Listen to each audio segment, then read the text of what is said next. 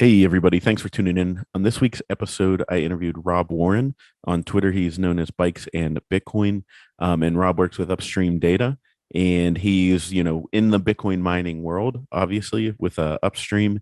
And, so they have the black box. And I think I first came across Rob whenever he posted how he did his own DIY black box to cut down on the noise of the miner. He made one at home and he has a tutorial, all that kind of stuff. So I put that in the show notes if you want to check it out. And just so you guys know, I'm in the process. I'm probably going to build my own, I guess. But I did, like some preliminary research. I went to like Home Depot and went there with the specs and stuff. And I said, "Can you guys, cut this here in the store?" And they're like, "Oh yeah." So it's not even, you don't even have to get super crazy with cutting everything at home. Just he gives this tutorial on the supplies, what you need, and everything like that. But also, Rob was just a wealth of knowledge with Bitcoin mining and where this is going to go, with especially with energy and people trying to sell their energy, and Bitcoin miners being the best place to sell it whenever they can't get it to somebody else to use. So I hope you guys enjoy this one. I want to thank our sponsor, the Bitbox O2 hardware wallet. Go to shiftcrypto.ch/Bitcoin made simple and use the promo code Bitcoin made simple to get 5% off your hardware wallet. And yeah, so the Movies Plus, we're pretty badass streaming platform that sticks up for freedom of speech. And honestly, you plebs are the ones that really help this engine run, because most of our most viewed content is frequently the Bitcoin content. So we have 5 documentaries up there. I know I'm adding another one, and here's the big surprise. We are working with Swan Bitcoin to put together to get the Hard Money show. So Hard Money with Nathalie Brunell, that is now available on Movies Plus. And if you want to get a discount, go to Movies Plus, mymoviesplus.com, and you can use the promo code SWAN. And if you use the promo code SWAN, you'll get a year of Movies Plus for $20, and then email me, and we will make sure that you get $20 in Bitcoin from Swan. So how about that? You get $20 in Bitcoin and a free Movies Plus subscription. So it's for new subscribers and it's for new Swan users. But yeah, we thought we'd help chip in there, and let's we scratch each other's backs here, and all work together to build towards a brighter future. And I got a bunch of stuff to announce with Movies Plus. Really excited. A lot of things on the precipice, right on the edge of coming to fruition. So, just keep your fingers crossed, say your prayers, and we will maybe get there. It's just about to happen. So, ready to pop this thing off.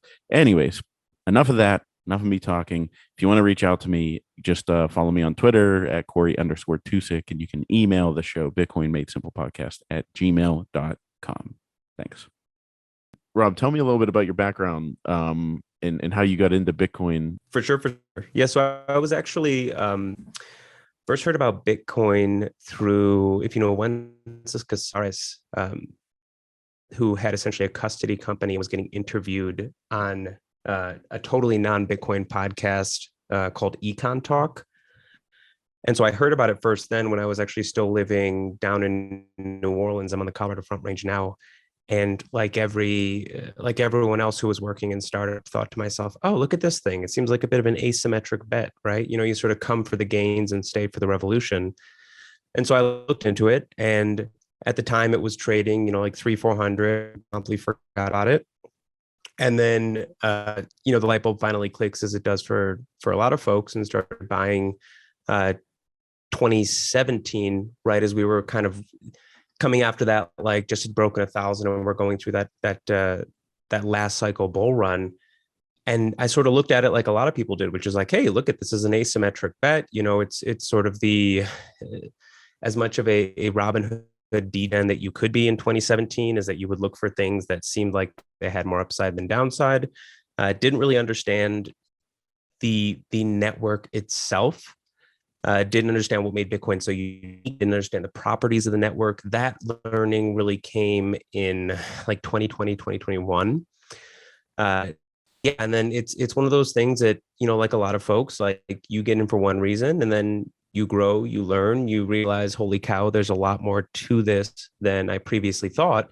And the light bulb really started clicking in 2019, 2020, and then 2020, 2021. And I've since sort of jumped in with both feet, both transitioning, professionally to doing growth and business development with upstream data. So obviously we do uh, essentially an oil field service company that also produces data centers and generators for mining Bitcoin off of flared vent waste natural gas. And then I'm also a partner in a privacy hosting company called Distributed Hash, which is based up in Wyoming, essentially giving folks the opportunity to mine and to do so in a way that isn't as fiat, right? Isn't going to wind up getting your hash replicated. It happens to be in Russia. And you're not going to have to wait 8 months to have your stuff go online. And I'm trying to really avoid a lot of the issues that people are running into now. Fundamentally, the network runs on people that secure it. And in my mind, mining is one of those things that if you start explaining Bitcoin from the mining side, people can actually understand it a little bit easier because it's the most physical thing. It's the most tangible thing, right? You start talking about, monetary policy and the inability to forge something and the verifiability, and it doesn't click to people. Not a lot of engineers don't often realize that not everybody thinks like an engineer. They need something in their face. They need to look at a machine and say, okay, this is the thing that is doing XYZ thing. And because it does that, you're able to secure this network. You're able to sort of add the horsepower to the Bitcoin network. Yeah, so that's kind of where I've come from, what I'm in now. Yeah, and I'm excited to jump in and explore the least understood part of the Bitcoin ecosystem. And if anybody tells you they've got a lock on, what Bitcoin mining is or how it works and have all the secrets, you should definitely turn around and run as quickly as possible because it's absolutely baffling. It's a baffling part of Bitcoin, and it's really only just getting started. Yeah, I mean, that's what I started mining. I turned my miner on, I think like on May 25th.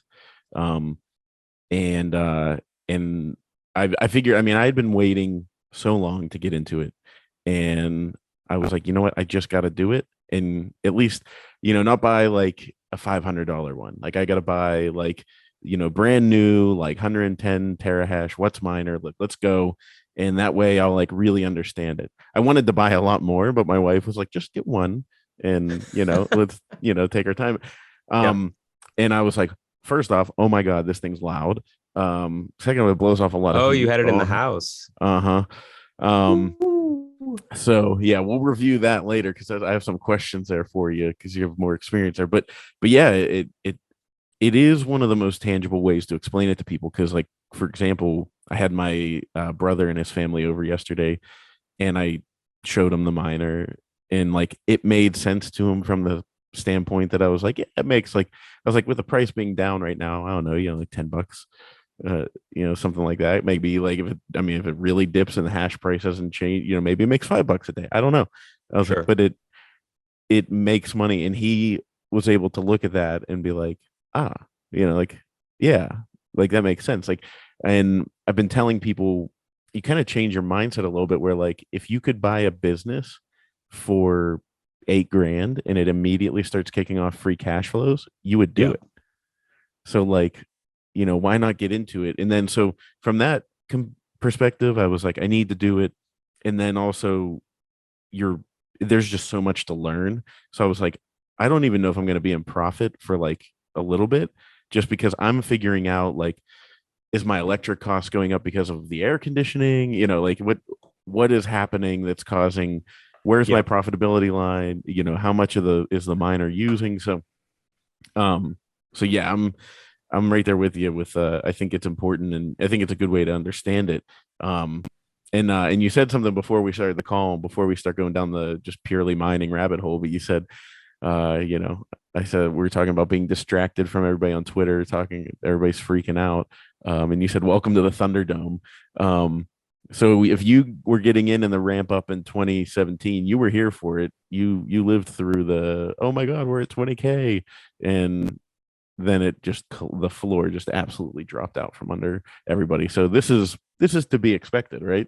Like Yeah, we're what, 60 some percent, 70% drawdown. Like I heard about these times, but this is new for me.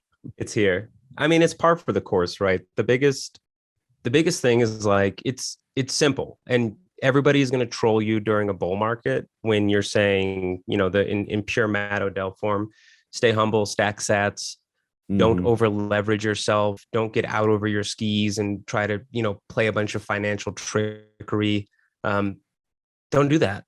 Keep it simple, keep it simple, keep it simple, keep it simple. And my personal thesis is very much one where, people like to attack Bitcoin and say, oh, it's not stable, or it's super volatile, or how can you invest it if it's doing this, or how can you do this if it's doing this? At the end of the day, well, the most important thing is network growth, because the volatility is going to happen. Price volatility is going to happen regardless.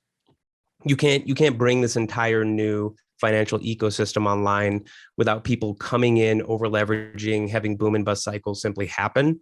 The best thing for you to do is to simply not over leverage yourself. We're very much sort of, I think a lot of folks in the Bitcoin space are looking at this sort of end of days USD moment, right? And maybe that happens 3 months from now, maybe that happens 3 years from now, maybe that happens 12 years from now. The best way to not get wrecked is to don't play stupid games. You don't play stupid games, you don't stupid prizes. You stay humble, you stack sats, you don't get worked up in what the new way to earn an additional X% yield on your coin is.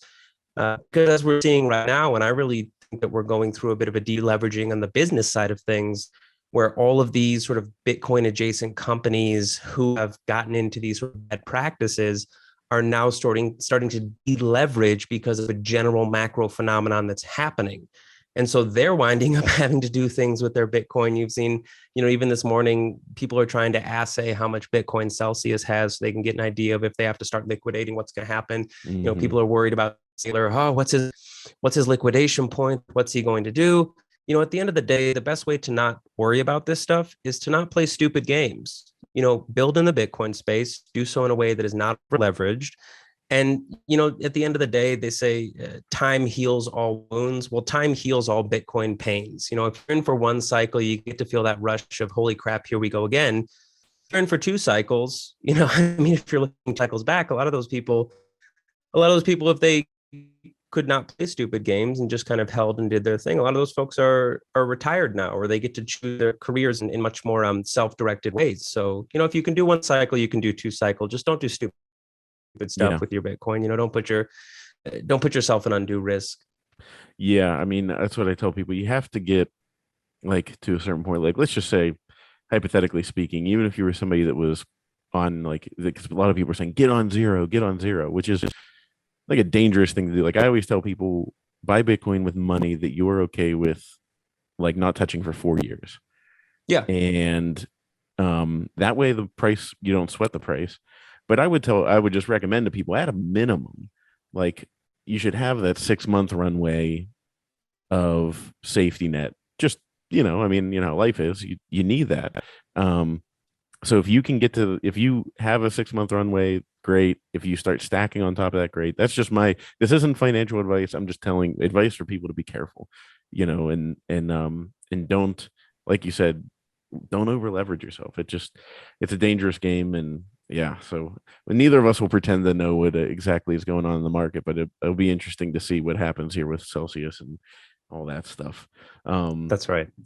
but so you told me a little bit how you got into mining. But like, really, what was the switch for you that, like, you were like, aha, like, I've got to do mining in addition to stacking sats?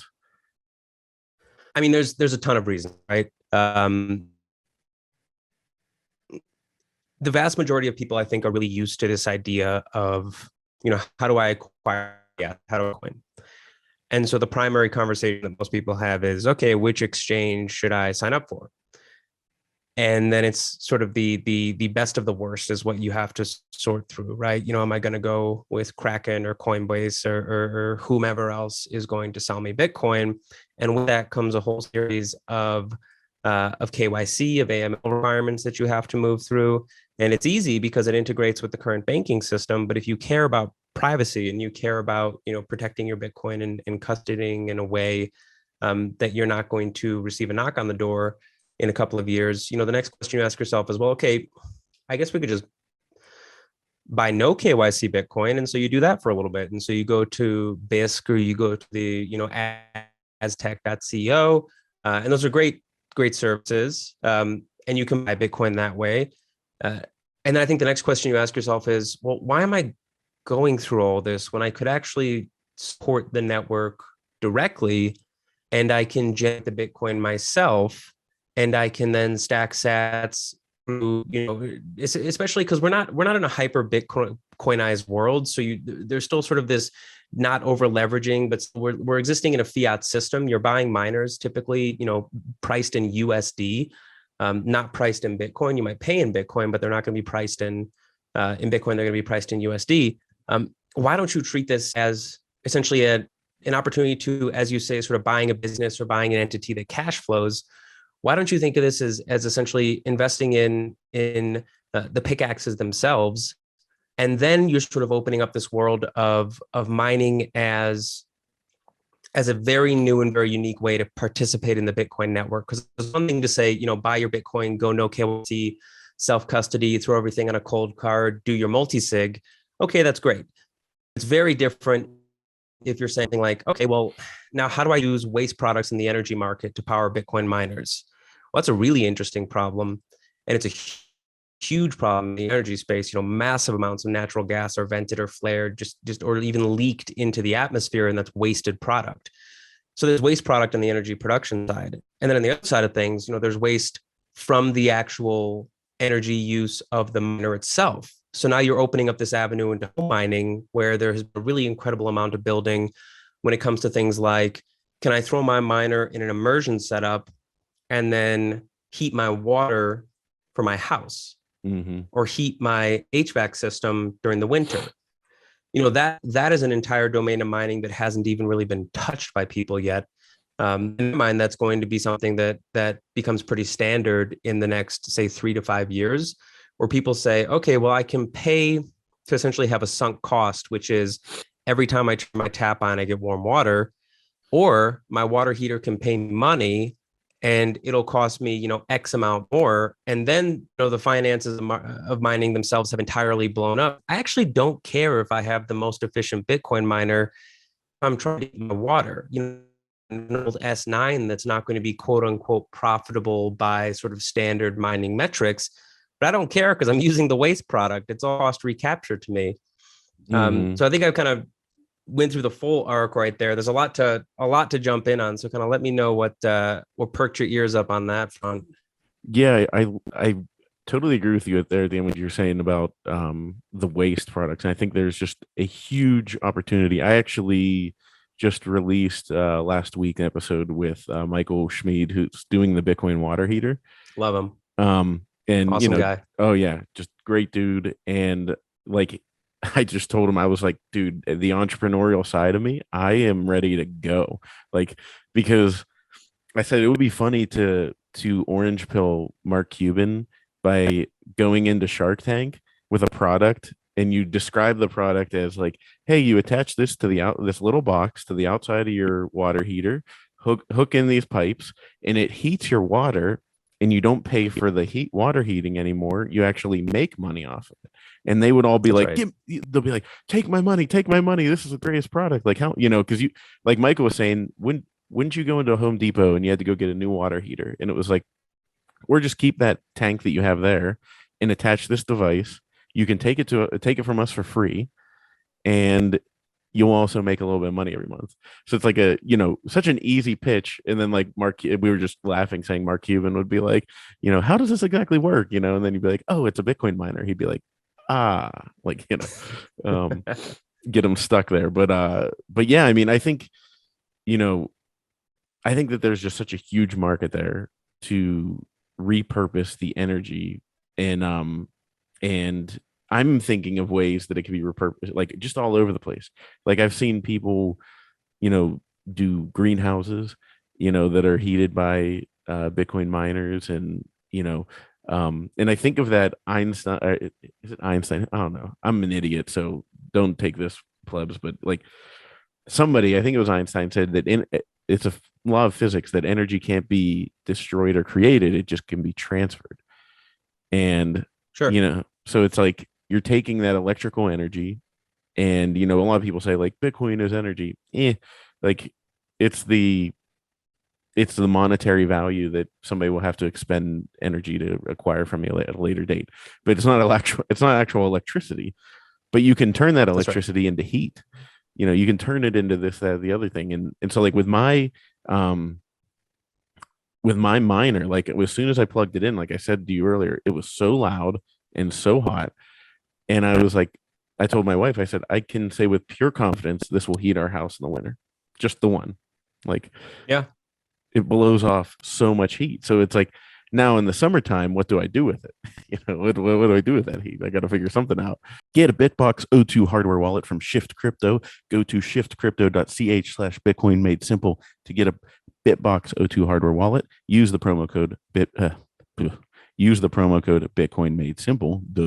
Use the promo code Bitcoin made simple, and you can get 5% off your Bitbox O2 hardware wallet. And I cannot stress enough to you, if you guys are listening to this, then that means you pay attention and you are well aware that you need to get your Bitcoin off the exchanges, because I have a feeling, me thinketh, some of these are going to go belly up.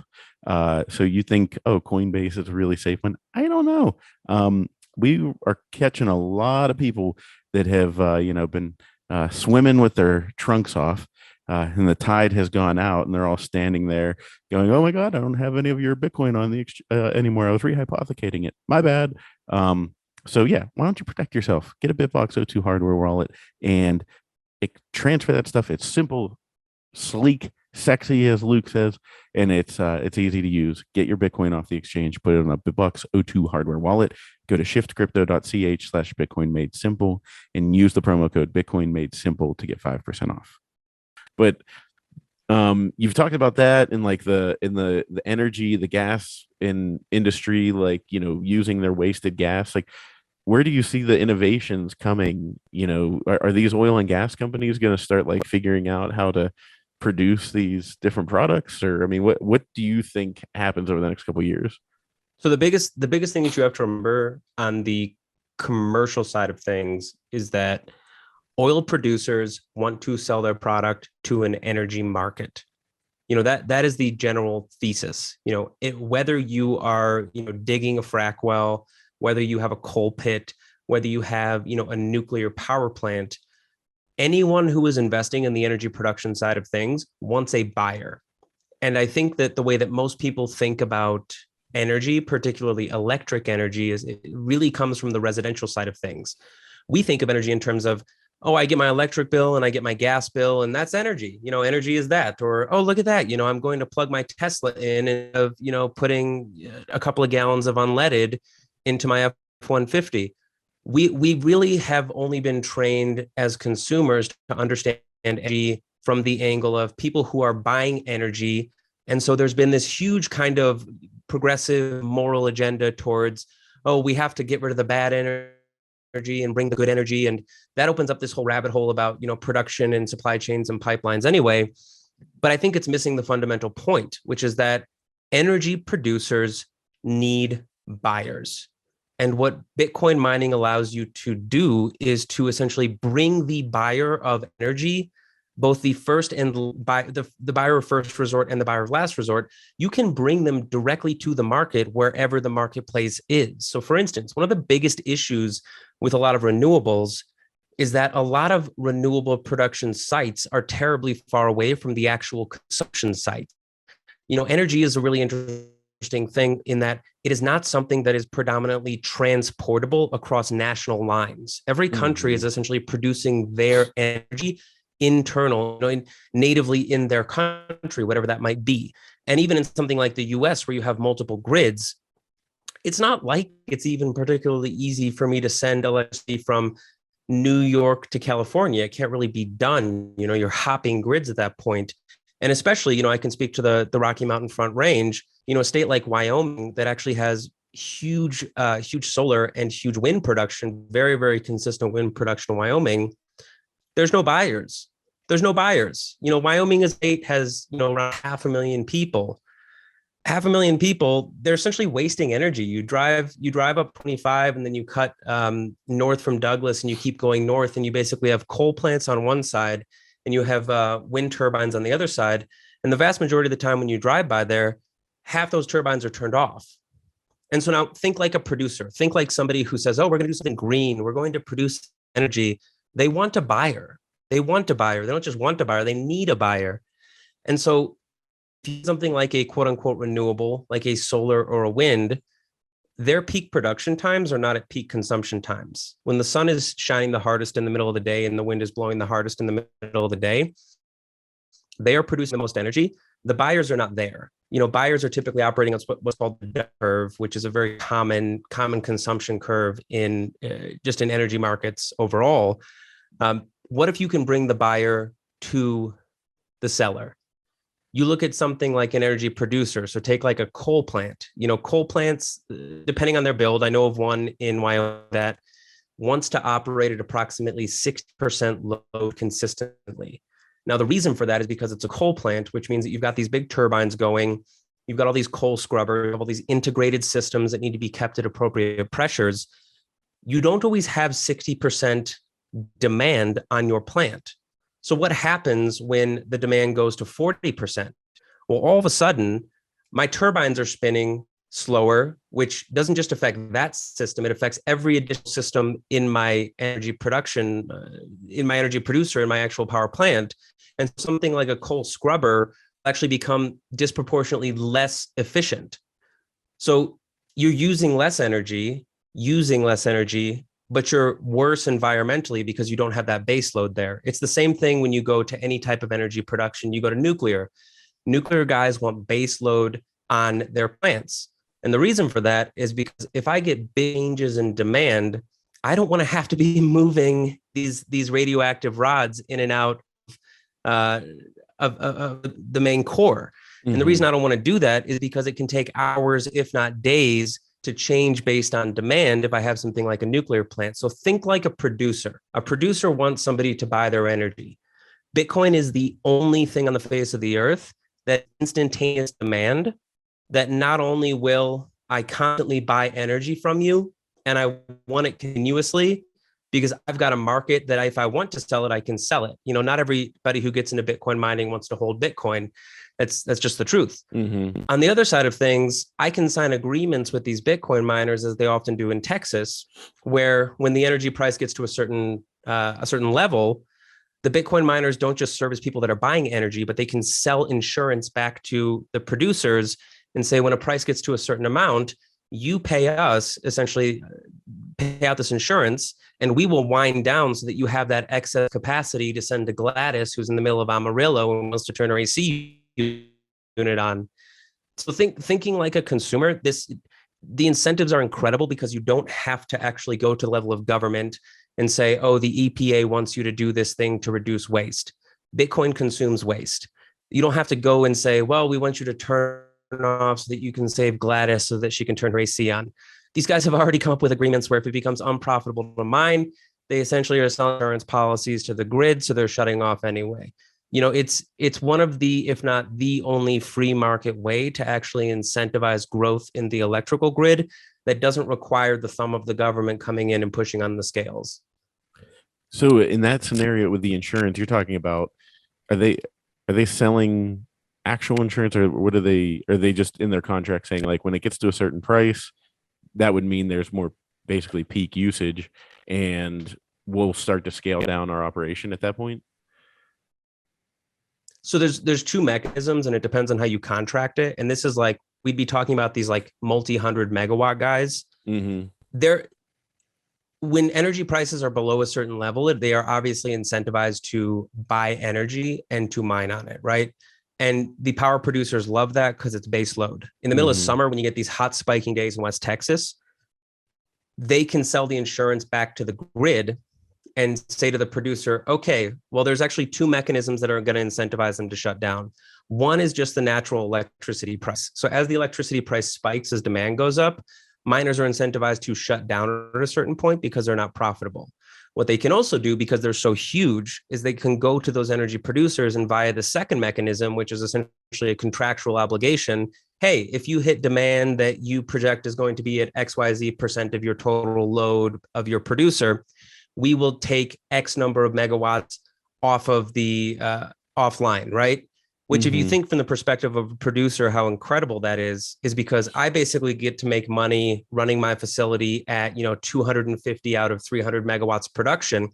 And then when I get that big spike up to, say, 300 megawatts of demand, I don't have to freak out, because if I have, 50 or 100 megawatts of Bitcoin miners that are on my grid, I can go to these guys and say, hey guys, it's time to take that stuff off. I've got another buyer in the market who takes precedence. Gladys has to get her AC.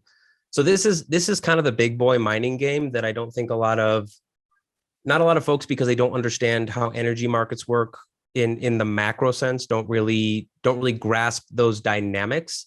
But it's a fundamental free market dynamic that allows you to keep getting, energy to remote parts of the US.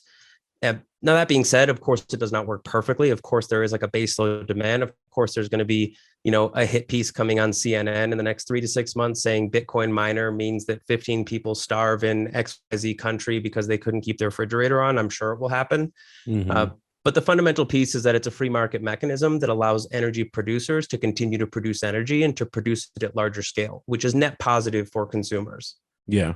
Yeah. I mean, I think too, it just I just don't understand how they can be against anything that reduces waste. And like you said, it kind of ensures the capacity for grids if you're sitting there and you have agreements in place to handle the spikes. For example, whenever the ice freeze or whatever happened in Texas, what was that, 2 winters ago or something, and all of a sudden they're running out of energy, and everybody was going to lose their electricity. And I mean, because it's such a one of the things, when I got into Bitcoin, I did not think I'd start thinking about the electrical grid and energy consumption. But I sit there and I see the electrical line going into my house, and I just think about I mean, that is just basically stuff that's electrons getting pushed. And if they don't go there, they got to go somewhere else. And you're going to lose a lot along the way. And I mean, just the amount of waste that there is. So it's like, if you could throw an ASIC at every transformer box and just be have it automatically correlated to keep it at a base load. Yeah. Yeah. It would be huge for the energy companies. There's a business idea right there. I hate doing that on the podcast because then somebody's going to steal it and run with it. But yeah, it's just, I don't know. It's a whole new rabbit hole is what Bitcoin mining is. And so do you mine at home, or do you have them off site? How do you mine? So we've got the offsite facility up in Wyoming. Distributed Hash is our hosting company that's on grid.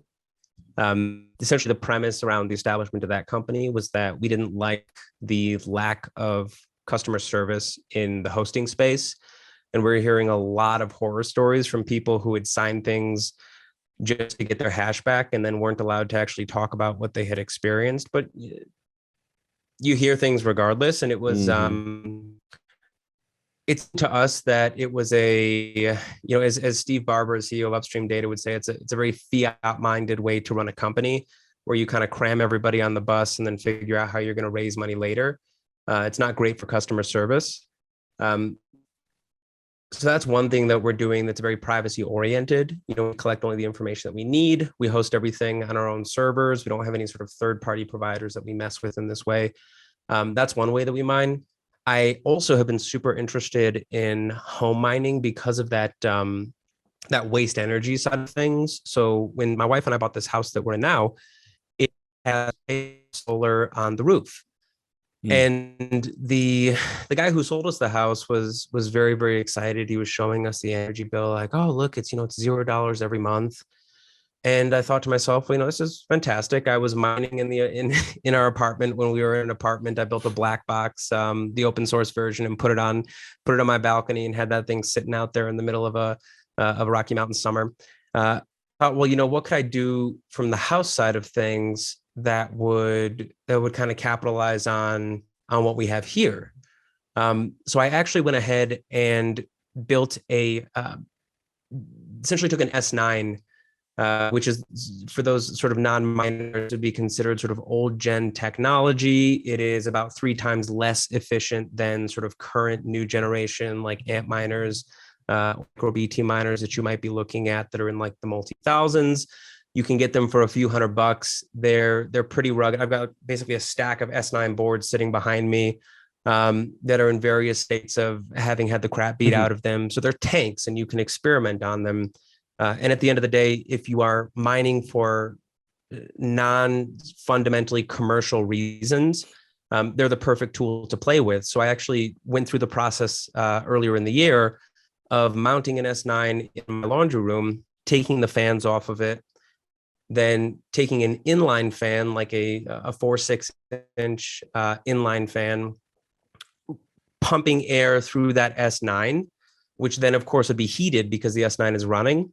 Mm-hmm. And then I dump that air via some ducting into my HVAC system. So all winter, I essentially had this S9 running silently because I took the fans off. I was using, this inline fan. I had that pumping hot air in my HVAC system all winter, which was fantastic because I'm not having to click my heating on, every half hour or every hour to heat my house. I'm just sort of getting this consistent drip of heat coming through my registers. And then when the summer comes, as it does now, I literally just take the system, I turn it 180 degrees, and now I suck the cool air from my basement. It goes through the inline fan, and I pump that excess out through an extra dryer exhaust vent that we have. And the bill for my electric is still zero because obviously in the middle of summer, you've got peaks with very hot days. And so essentially I'm getting paid to consume electricity that's coming off my roof. And it hasn't, impacted anything in regards to like my quality of life, or I haven't had to sort of, buy or modify things or make some huge investment. The whole setup, I think, costs less than about $450. That's interesting because so we bought a new house and we were contemplating solar, mainly for the sovereignty, like That's because right.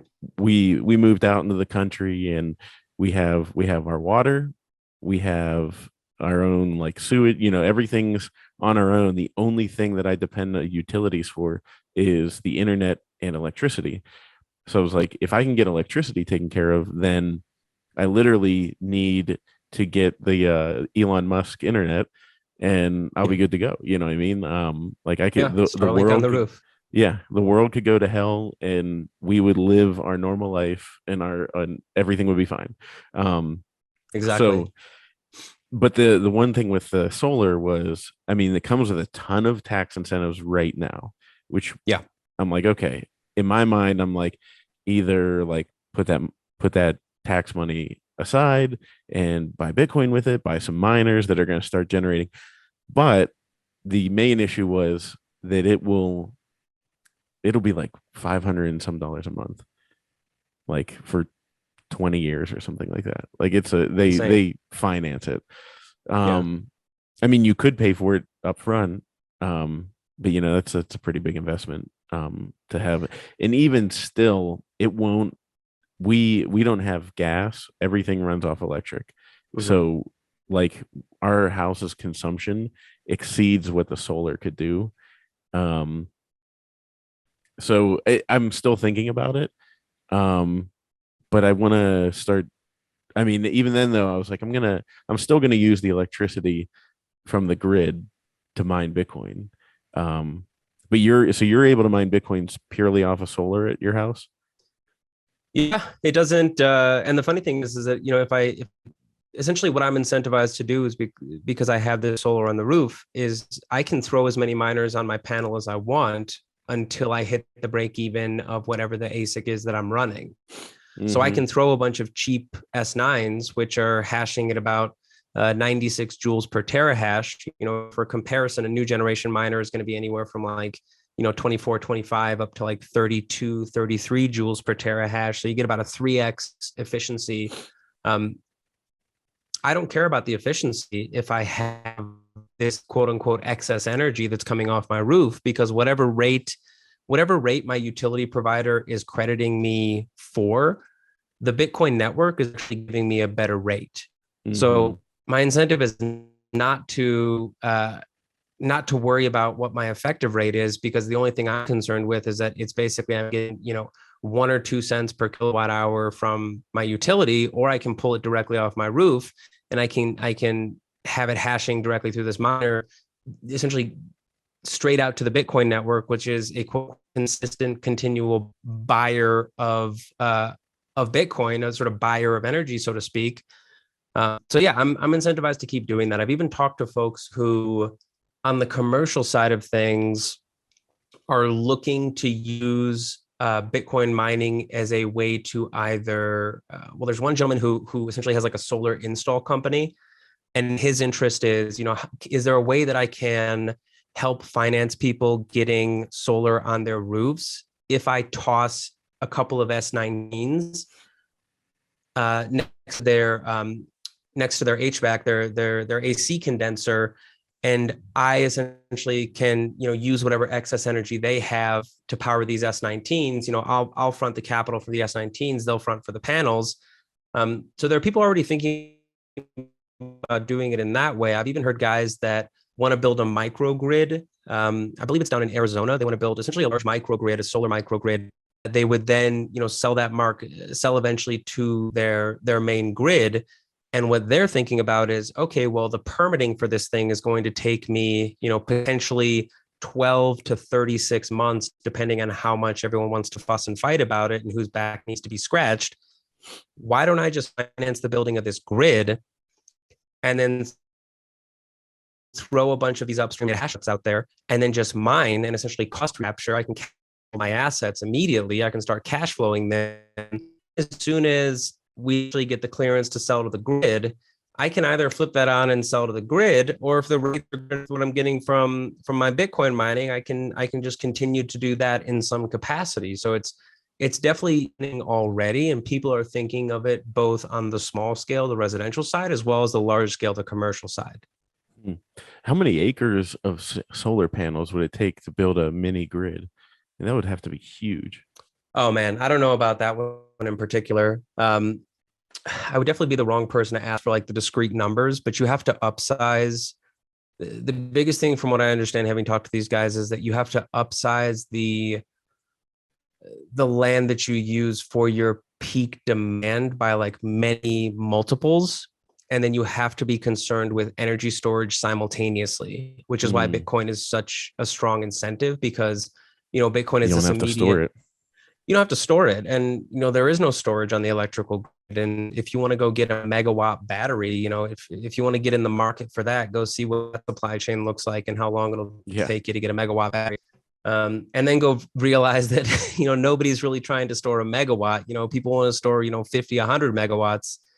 So the math doesn't really add up, but it does start to make a little bit more sense when you have an immediate buyer, which is the Bitcoin network. Yeah.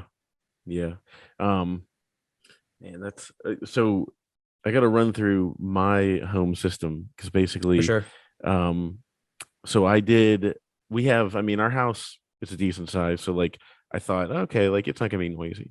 I remember Steve Barber at the conference saying, however loud you think it's going to be louder. However much heat you think it's going to make more. And I was like, like I had already ordered it at that point. I was like, it'll be fine, and so I take it down like in our basement, and we have like a exercise room off the basement, and through that on the other side is the boiler, where like the heater, HVAC, and everything is, like the heat pump, all that stuff. So I was like, I'll just put it back in there. I'll never be able to hear this thing. And as soon as I plugged it in, I was like, oh my God. Obviously the fan really kicks on like, right off the bat. And then it finds a balance. But I was like, wow. Like, I mean, if I listened and I'm like 2 floors up and on the other side of the house, I'd be able to hear it like humming if I really, really paid attention.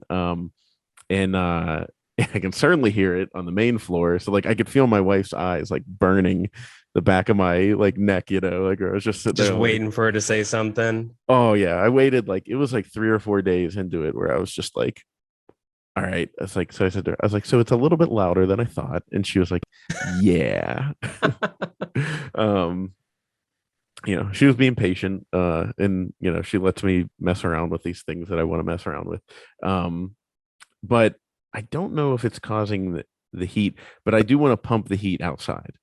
Yeah. Um, and get it like I can access the outside, like our basement. There's like maybe a gap like of a foot or something where I'd be able to access the wall, and just with like a dryer vent, shoot it out there.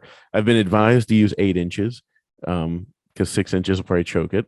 Yep. And is insulated the way to go, like an insulated tube, or does it not matter?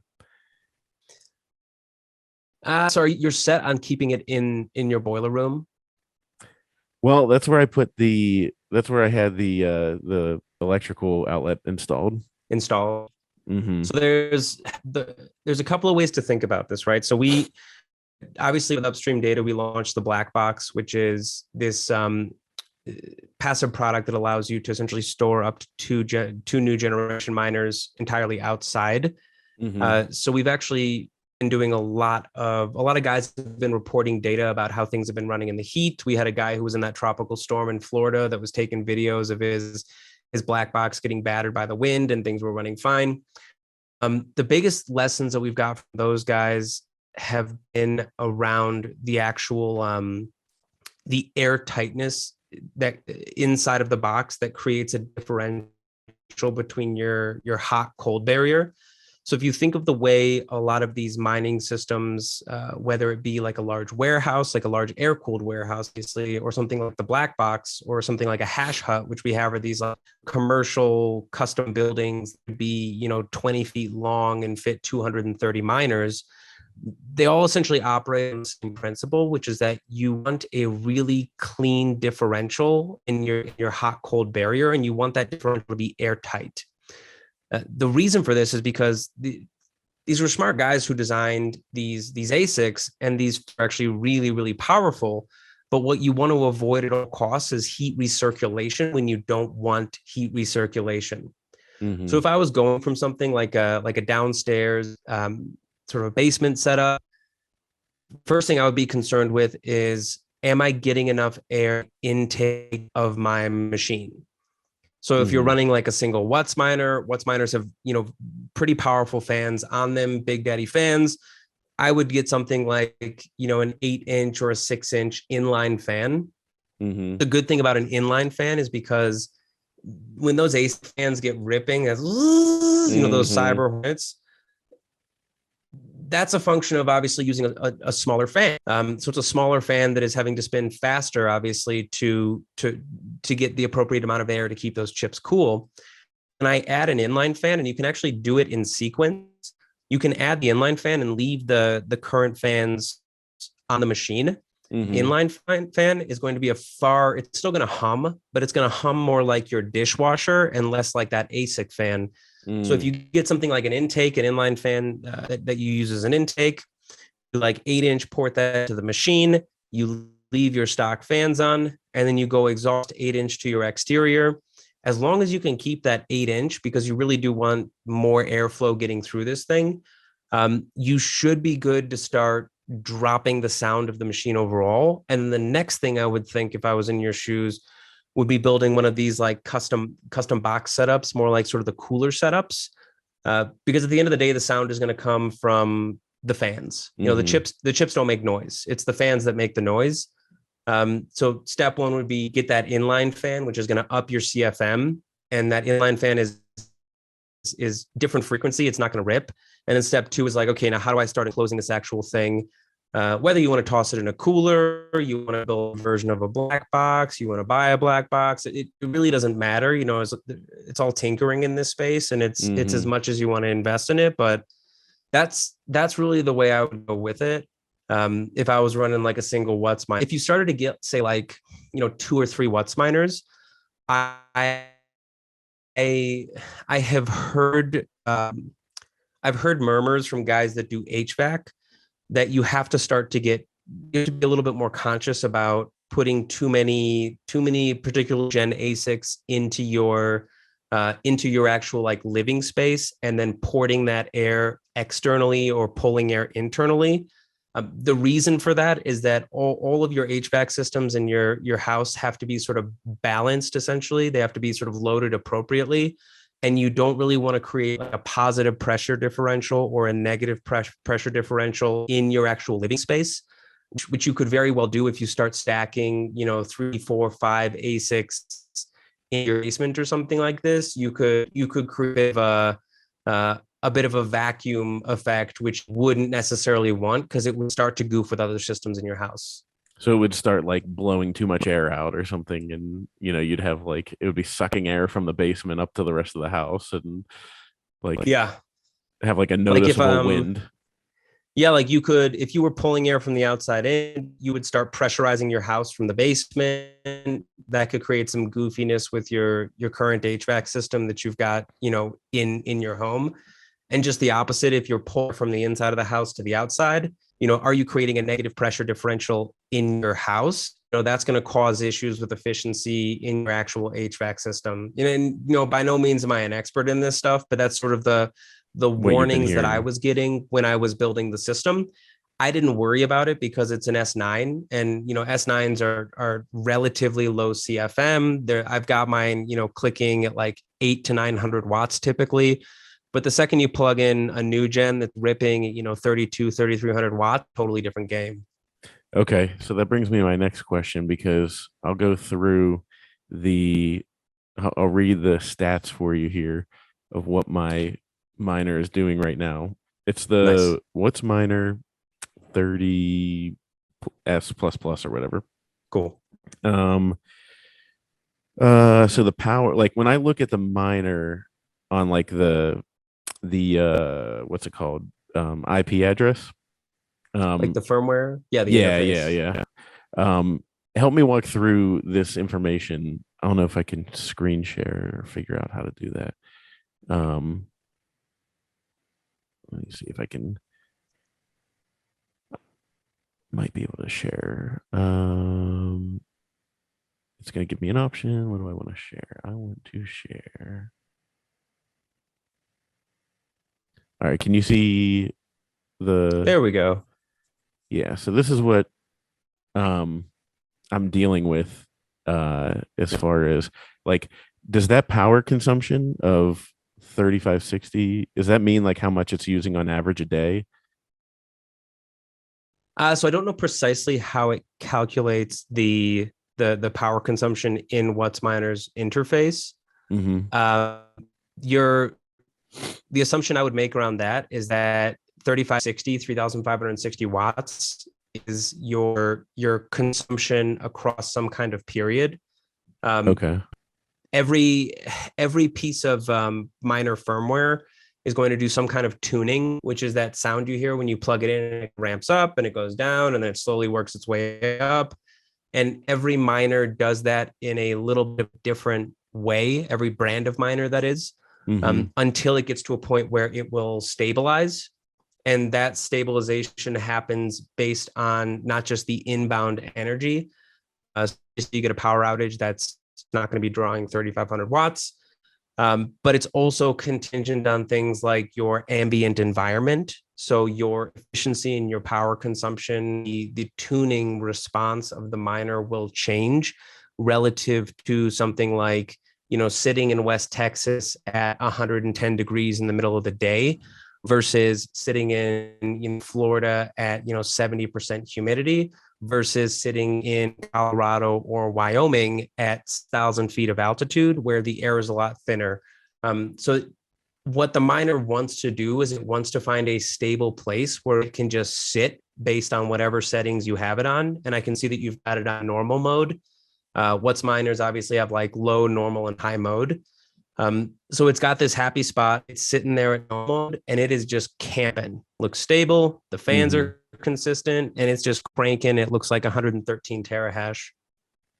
Okay. Yeah. And so does it does it then, I mean, I would assume that that's the amount it's going to use in a month. It's saying of 3560, because that's how is that how you calculate whenever you're buying it? It was, the miner itself, I think they say is like 3410. So is it working too hard, or is there like I've been messing around with, like, I put it in low power mode for a couple days to see what the electricity's doing. Then I haven't put it in high power mode. I don't know what that does. Um, is there one that's better than the other, or So the general is a good question. In going like a minor segue on how these actual ASIC boards are produced. A lot of people don't, it can be a little bit confusing to understand sort of the naming metrics and what's the difference between an M30 and M30S and M30S plus plus. mm-hmm. Why do I have a machine that is 110 terahash? Why do I have a machine that's 100 terahash? Why do I have this S19J, S19J Pro? Why is it doing 96? Why is it doing 100? This doesn't make any sense. The short answer is that buying a miner is not the same thing as buying an iPhone that has this much memory and this many gigabytes of RAM. Because of the way that these chips are produced, wind up with a lot of variation in nanometer width of these chips. Shorter is faster. So when you're producing an ASIC, the holy grail is how do you get, your 3 nanometer chip? The S9 is a 9 nanometer chip for reference.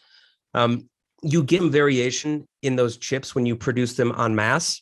And when you assemble these boards, that can lead to the variation in the overall terahash that you're getting out of a particular board. Mm-hmm. Now, that's one aspect. That's the physical board. And I've got this is actually an S9 board. This is like literally the physical board where you can see the chips that are actually there. Like each of these is an application specific independent integrated circuit, right? That's your ASIC. I did that just so people will be able to see it bigger. Oh, sure. Yeah. When I'm looking at something like this, I obviously get the efficiency from the chip, but that's not the entire thing where the efficiency comes from in the miner. Because if you look on the top, I've got these plugs here. This is an S9. Mm-hmm. These 3 plugs are 100% dedicated to power consumption. And this last plug right here is where the brain of the miner actually talks to the chip itself. So I can get efficiency not just in the chips, I can get efficiency in the board architecture, I can get efficiency in the firmware, but then very importantly, I can also get efficiency in the power supply. So in something like a Watts miner, the difference between a Watts miner M30S and an M30S++ is the efficiency of the power supply unit, which is the thing that you plug into the wall that is dumping all of that electricity into the chips themselves. So if I'm looking at, say, like your machine that you've got running there, the general sort of thermodynamic rule of thumb, and we found this to be really true with the S9s, is that the harder that you rip it and the hotter the ambient temperature, the less efficient you're going to get. This is like simple thermodynamics, right? Like if my system is if I heat my system more, it's going to become less efficient overall. What people with the S9s, and this is a lot of sort of, tinkering engineer dudes on Twitter, anons that are posting shit. So, that this is how we do our research, right? Mm-hmm. A lot of guys swear by 800 to 900 watts on S9s. And now remember, an S9 is rated up to like 1400 watts. Mm-hmm. So with the advent of obviously firmware, so like brains that you can run on these S9s has kind of changed the game. But running an S9 at something like 900 watts is actually more efficient than running it at something like 1400 watts. The same thing applies to the Watts miners. So I actually have a buddy who swears by running his Watts miners in low mode because relative to the electrical consumption you're going to have, you don't get a proportional fall off in the actual terahash that you generate. Now, the question that you ask yourself is like, well, why would I want to do that? You say, why would I want to run them on high mode? There are a set of guys out there, and I've talked to a lot of them. This is not me, myself, but there's a large group of people out there who want to buy the highest terahash miners, and they want to throw the highest wattage possible through them. They want to overclock these suckers and just cook them, because what they're banking on is they're banking on the halving coming, and they just want to cook these miners. They don't care that it's a $10,000, $7,000 machine. They just want as much terahash now, sort of this low time preference mining. So they don't care about efficiency. They literally just want to rip these miners to shreds and stack as much Bitcoin as possible before the next halving. Mm-hmm. That's very different from people who are buying, say, a What's miner, and they want to offset a cost, or they want to stack no KYC. They're more concerned with the longevity of the miner. And so in a situation like that, okay, I want to play an efficiency game. So instead of me just ripping as hard as I possibly can and, potentially frying this thing, I don't have access to fiat banking rails where I can go get, 3-4% rates and just take another $10 million in debt. What I want to do is I want to run my What's miner as efficiently as possible, which might mean that I give up a little bit of my terahash, but it means that, on the fan side of things, it's going to run a little bit quieter. I'm going to improve my quality of life. And then it means on the stacking side of things, I'm able to preserve my machine a little bit longer. So that's kind of the general rule of thumb around, electrical consumption, the efficiency side of things. And to be frank, this stuff is very early days. There is no authoritative handbook on running at this particular mode with this particular settings. It really is, we're in sort of this like tinkering, like Benjamin Franklin with the cut string, trying to figure out how all these pieces fit together right now. Okay. Yeah, that's one thing I've learned with Bitcoin. And that's what, like, this is going to be part of my Bitcoin mining series. Because I kind of announced and did an episode, said like, I'm going to get into Bitcoin mining, kind of explain my thought process. And I had a lot of people DM me and saying like, hey, I'm really excited. Like, I want to hear how this goes, Yeah. And so that's why these conversations are so important, because there isn't much of a, a guidebook to what to do. So you're saying it's like when I was looking at those numbers, like the power consumption, I might see that power consumption go down if I put it in normal mode or low mode, maybe go down by 20%, but the terahash only goes down 10%. So that would mean I'm more profitable. Yeah, relative to your electrical consumption. Okay. That's So right. I didn't know if that would actively reflect the change there. I assume that's pretty quick, because I mean, and then I also got to figure out if my AC is running more. Just because we haven't been in this house for we've been here 6 months, so like I don't know what the historical, like what, I know I have the history of what the prior users did, but like they heated the pool like to like 95 degrees all summer long. And like I heard from people, like neighbors, I mean, we have one person that could see, like, potentially see our backyard, and they were like, I saw steam coming off that thing in the mornings when I was like out like in the woods or stuff. So I love it. they ran the heater, and they were like saying their electrical bill was like through the roof, but I Yeah. think they just kind of used more. So I have no idea what our like historical footprint should look like. And here I am just like running a miner. So I'm trying to differentiate and figure out, like, I mean, with the Bitcoin price right now, I think the profitability is really low. Yeah. Just because of the price. But and this is advice, and I'll mention it again to people. I've been saying is it's like I look at it as a way of like washing my KYC Bitcoin, because like instead of me taking my non KYC Bitcoin that I have now mined, taking at this rate probably 90% of it and paying off the electrical bill, instead of doing that, I'm taking my stuff that I bought off Coinbase years ago and other things Yeah. and selling that That's right. and paying for it, and then that magical internet money that came off the miner is going straight to the wallet that nobody knows about. That's right. So that even if it's a wash, I look at it as still a win. But like obviously hodling, we know where the price is going to go. Okay, so you think the one What's miner that I'm running now would be able to heat my house? I live in Pennsylvania, so like I shouldn't have a problem heating the house with that thing. Yeah, I mean, it depends on how you duct it. It depends on your square footage. You're still going to want the fan running periodically, whether or not the actual system is kicking on.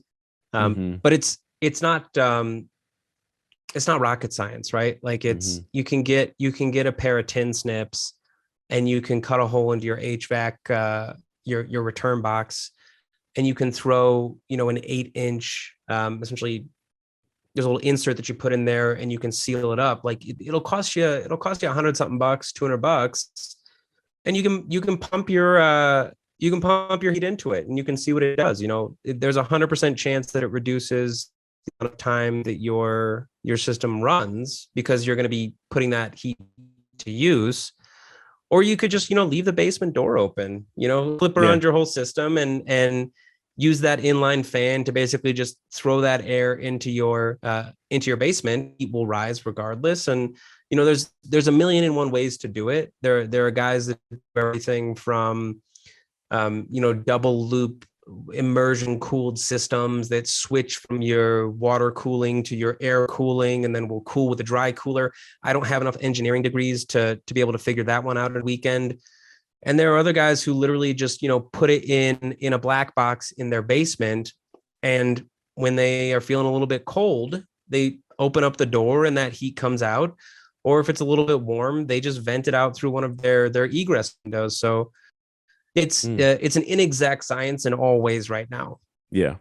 The uh it's the doing the you would want to put it into the return vent, I assume, like aiming towards where the blower is, but like as close to the HVAC unit as possible in the return so that the fan will blow it, I would assume. That's what I did. Not an HVAC expert. Yeah, no, Uh, no.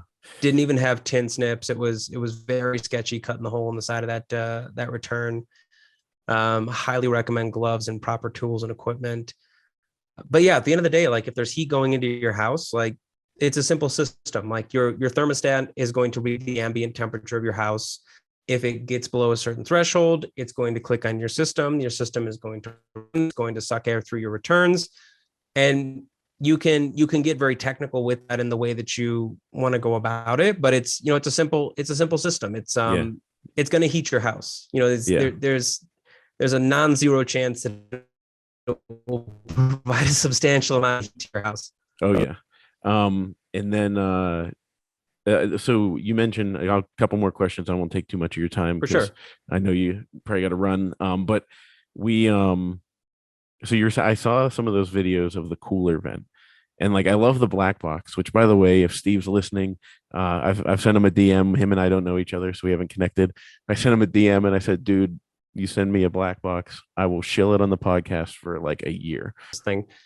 Um, I mean, it is commercial grade equipment, right? Commercial industrial grade equipment. That's why it freaks you out the first time you plug it in, because you actually understand what 3,500 watts looks and feels like. And if you're not scared of it or don't have a healthy respect of it, you probably shouldn't be mining in the first place, because that amount of energy can very quickly end your family line.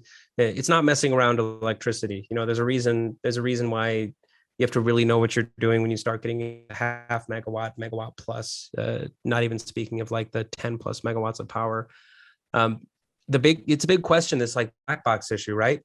The thing to remember is that, so with the black box itself, so essentially like it's fabbed out entirely out of materials that are commercial grade. So everything is spec'd essentially that, if the miner wanted to catch on fire inside there, it wouldn't really torch the black box, so to speak. Mm-hmm.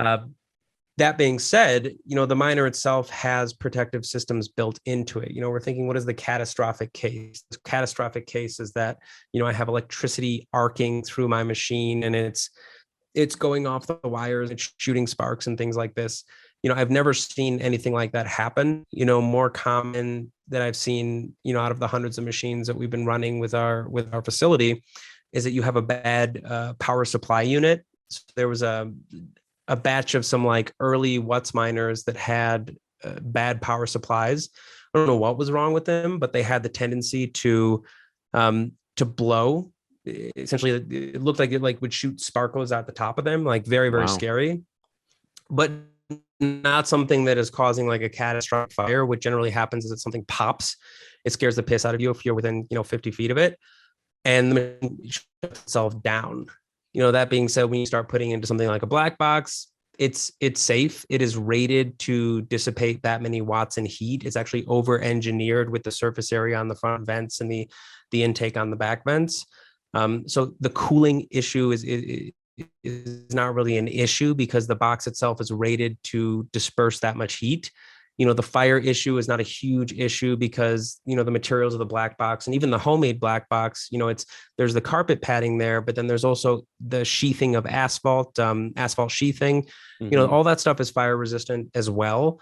So you're not gonna walk into your backyard and see this thing just up like a Roman candle. It tends to be something fails, something shuts down, the system goes bunk. It is not one of these things where you've got live wires like a power line after a rainstorm or something is dancing around your street like that. That is not something that really happens. These are not poorly engineered machines in that kind of way. Mm-hmm. Now, what would be the advantage of a black box as opposed to the cooler method? Like you said, because right now I'm like, okay, I have one ASIC. I could buy a cooler at Walmart for $25 that I could cut the hole in on each side, run the insulated tubes out, have an inline fan, and I could potentially solve my noise problem. Yeah, it's not gonna the big thing with the black box from an architectural standpoint is that it is designed very intentionally to be maximal airflow with what's called a tortuous path. Mm-hmm. So the air is able to get through in the volume that is needed to sufficiently cool the miner at max fan speed. Excuse me. However, because of the 90-degree turns that are built into this, symmetrical box, the sound doesn't like to make those 90-degree turns. So it's rated for the maximal airflow. It is architecturally designed in a way that makes it very hard for the sound to bounce. So we do see really substantial decibel reductions using these black boxes. The brown box, the one that I built and now sits in my garage, is one thing. The actual commercial grade ones are obviously even superior to that. I'm seeing guys that are getting boxes that are dropping their miners like 55 or sub 55 decibels. And these are ripping. You're just not going to get that with something like a cooler. So you might get, 3 to 7 decibels reduced in a cooler.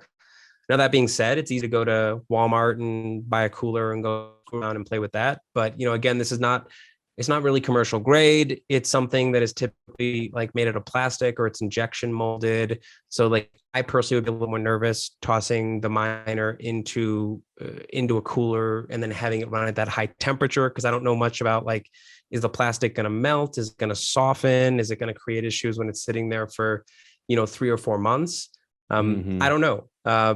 We've really focused on the architecture of the black box as being something that really makes the most sense to us. And it's even to the point where as Steve now goes in and he's starting to do like V2 of some of our hash huts, he's actually taking a lot of the lessons from the black box and applying them to the hash huts.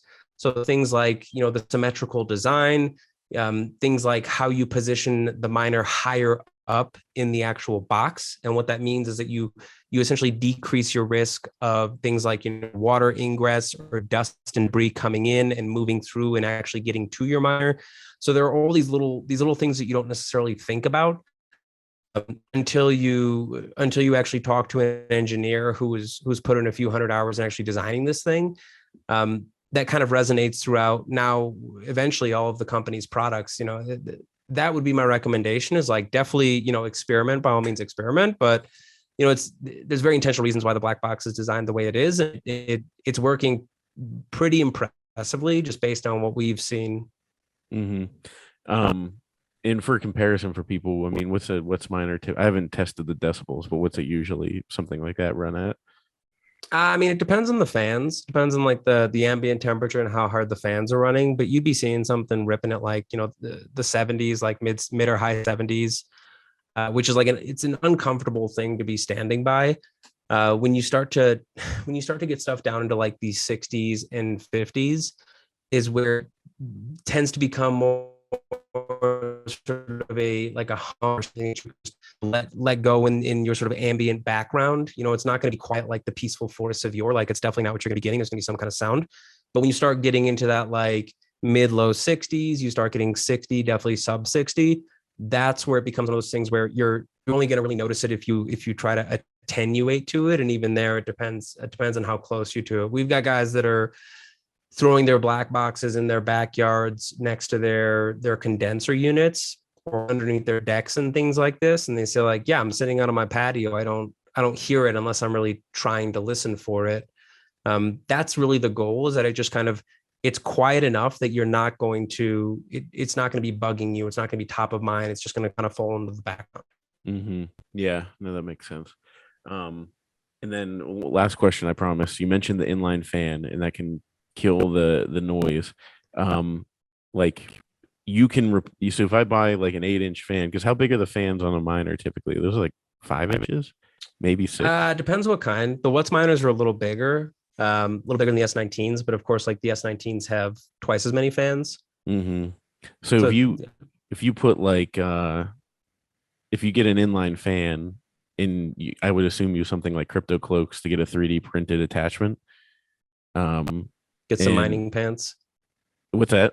Get your mining pants, he calls them. Oh, is that what they're called? Yeah, they look like pants when you hold them up. Oh, is it the for the S19, because they've got like the two kind holes. of legs for each side. Yeah. So if you pump an 8-inch into that, an inline fan, like something you buy online, which by the way, we'll DM back and forth, and like any recommendations you have for products, I'll put in the show notes for everybody. This is not financial or architectural or HVAC advice. This is just electric. Yeah, this is not any of that. But if you are looking to buy these products, I'll share those. But like that should kill a lot of the sound. It does. So are we taking down the black box level, or still like 60s?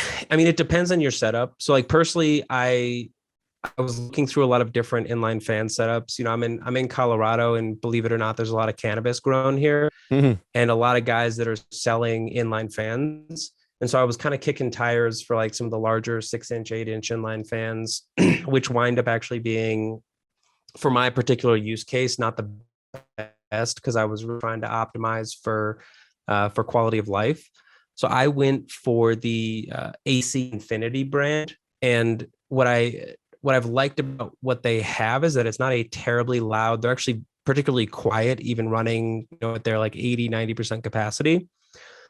They also have variable speeds, and there's another version that has sort of thermostat functionality, which I haven't messed with. I've just kind of had the simple one that I can get up to the level that I want and leave it.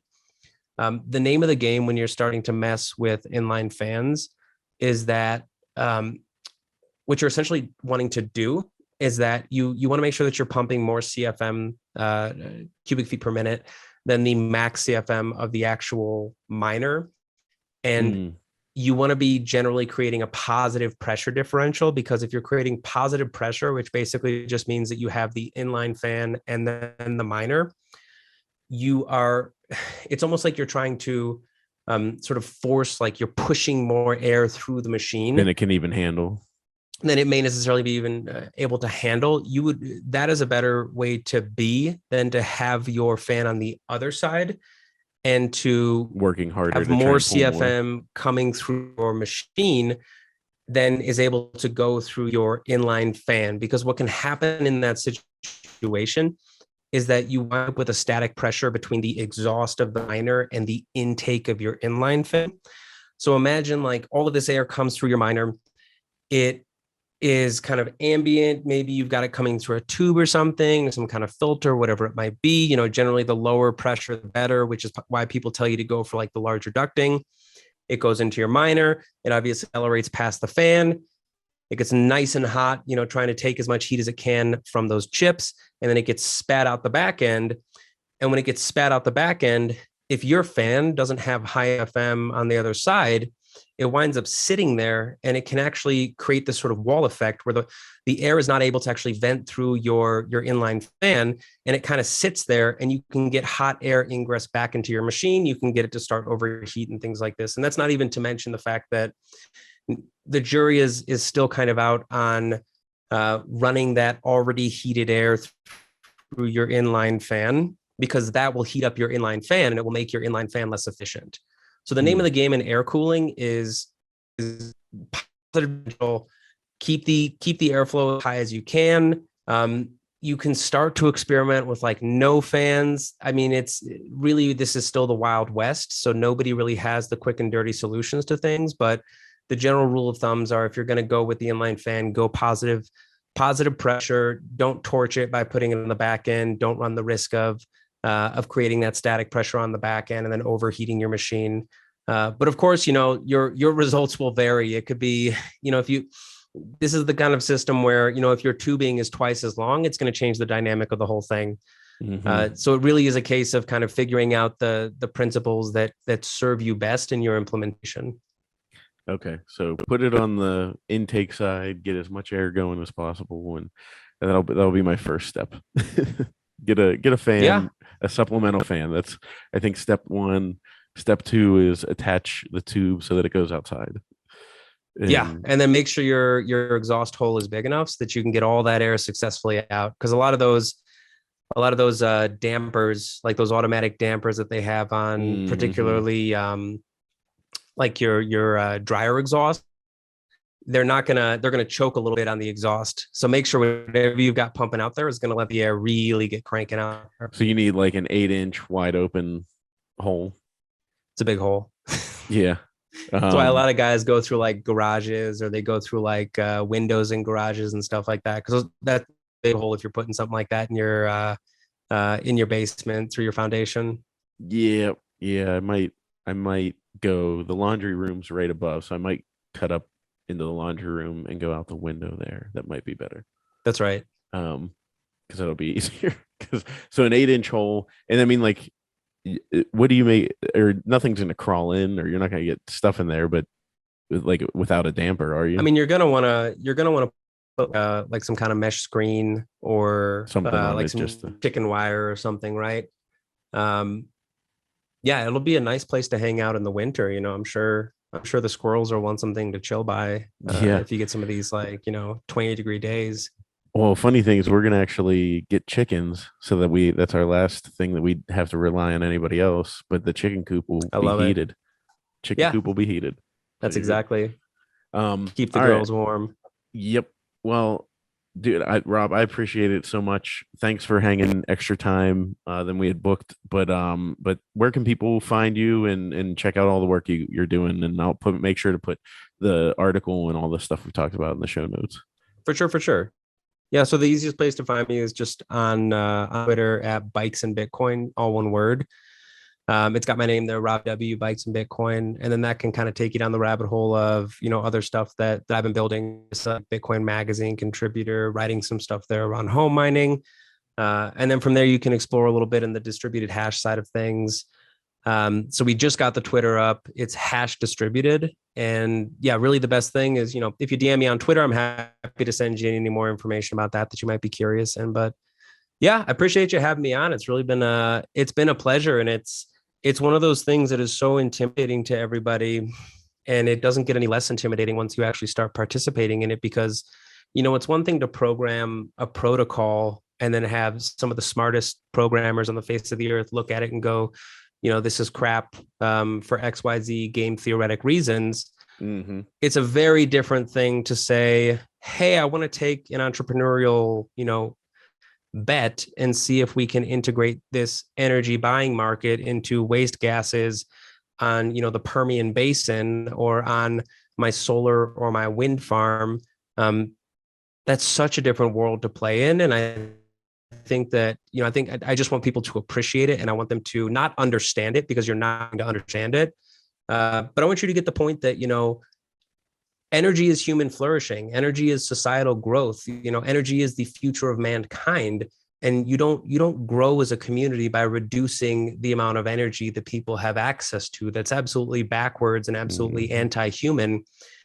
And Bitcoin very truly in a non-hype way is the primary buyer and the terminal buyer of energy resources, which incentivizes more energy production, which incentivizes human flourishing. And I think that that's something that cannot be overstated enough. I think that people intuitively get it, but I think that I think they need to see it. I think they need to do what you're doing, which is get the miner, put in the basement, risk a divorce, then start to figure out how to actually get the pieces together, and then actually have some respect for the protocol and how this thing runs, which is what I like so much about the way that you're actually doing it.